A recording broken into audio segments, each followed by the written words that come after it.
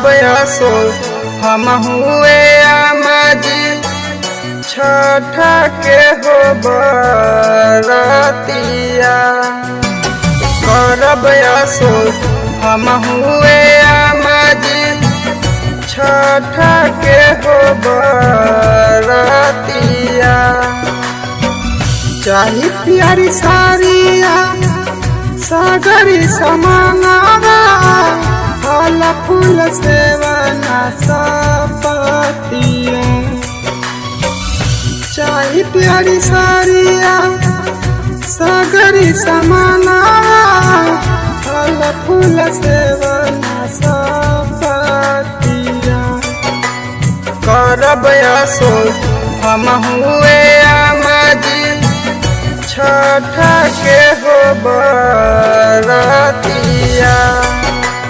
करब असो हम हुए आमाजी छठ के हो बरतिया।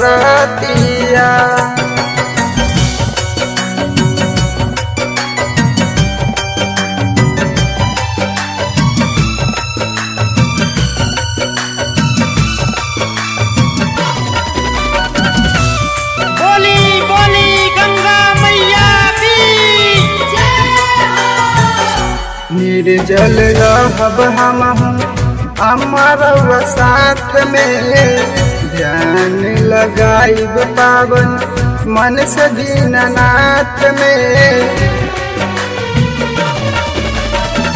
निर्जल रहब हम अमरवा साथ में ध्यान लगाइब पावन मन से दीननाथ में।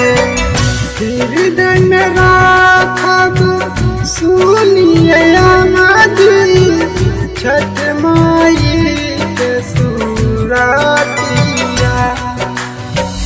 हृदय में राखब सुनिए आमाजी छठ माई के सुरतिया।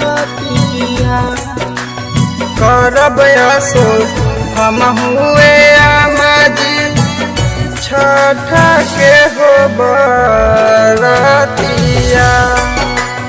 करब असो हम हुए आमाजी छठ के हो बरतिया।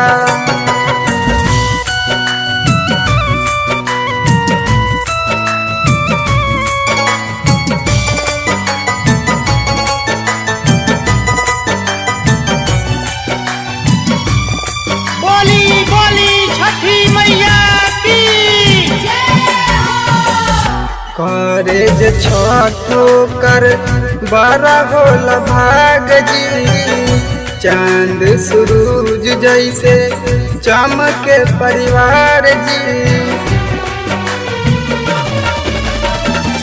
करे जे छठो कर बड़ा होल भाग जी चांद सूरज जैसे चमके परिवार जी। गीतकार राहुल गिरधु खातिर करब छठ माई के पारलिया। गीतकार राहुल गिरधु खातिर करब छठ माई के पारलिया। करब असो हम हुए आमाजी छठ के हो बरतिया। करब असो हम हुए आमाजी छठ के हो बरतिया।